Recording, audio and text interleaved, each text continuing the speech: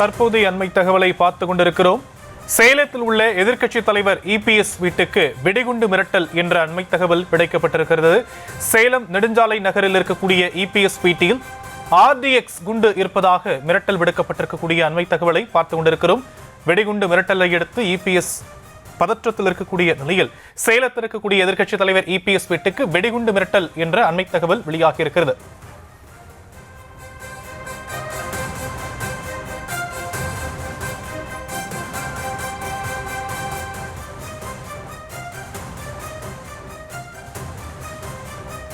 தற்போதைய அண்மை தகவல், சேலம் நெடுஞ்சாலை நகரில் இருக்கக்கூடிய இபிஎஸ் வீட்டில் RDX குண்டு இருப்பதாக மிரட்டல் விடுக்கப்பட்டிருக்கக்கூடிய அண்மை தகவல்.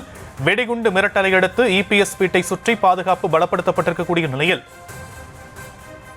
விவரங்களை செய்தியாளர் சுதர்ஷன் வழங்க நாம் கேட்கலாம். சுதர்ஷன், விவரங்கள்.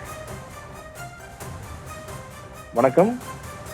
சேலத்தில் இருக்கக்கூடிய எதிர்க்கட்சி தலைவரான எடப்பாடி பழனிசாமி வீட்டுக்கு வெடிகுண்டு மிரட்டல் விடுக்கப்பட்டிருக்கிறதாக தகவல்கள் சொல்லப்படுகிறது. அதாவது RDX அப்படின்ற இந்த கிரிட்டிக்கல் த்ரெட் அலர்ட் இந்த மெயில்ல இருந்து, அதாவது ஒரு மெயில் ஐடியில இருந்து சேலத்தில் இருக்கக்கூடிய எடப்பாடி பழனிசாமி வீட்டிற்கு ஒரு மெயில் அவருடைய கேம்ப் ஆஃபீஸ்க்கு ஒரு மெயில் ரிசீவ் ஆயிருக்கு. அந்த மெயில்ல இந்த மாதிரி உங்களுடைய வீட்டிற்கு வெடிகுண்டு வைத்து தகர்க்க இருப்பதாக அந்த மெயில்ல குறிப்பிட்டிருந்தார்கள்.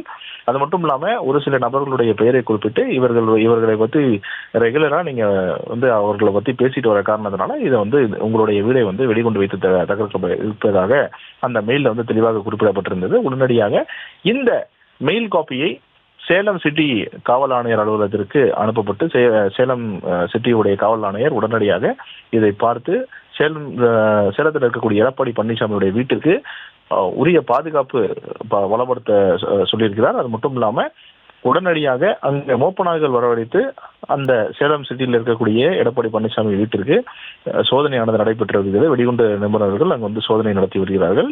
இது வெறும் புரளி என்று தெரிய வந்திருக்கிறது. அது மட்டும் இல்லாம இந்த மெயில் எங்கிருந்து வந்தது, எந்த ஐடியிலிருந்து வந்தது, அந்த எந்த டிவைஸ்ல இருந்து அந்த டிவைஸுடைய நம்பர் போன்றவற்றை எடுப்பதற்கு சைபர் கிரைம் போலீசார் தொடர்ச்சியாக இப்போ அதுக்குரியான வேலைகள்ல ஈடுபட்டு வர்றாங்க.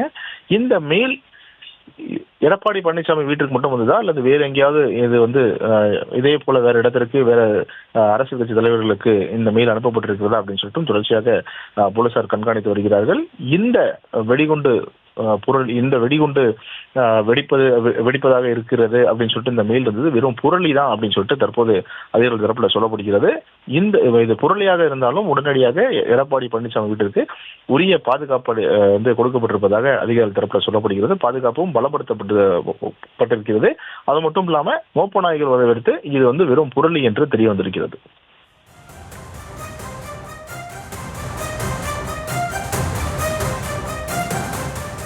தற்போதைய விவரங்களுக்கு நன்றி சுதர்ஷன்.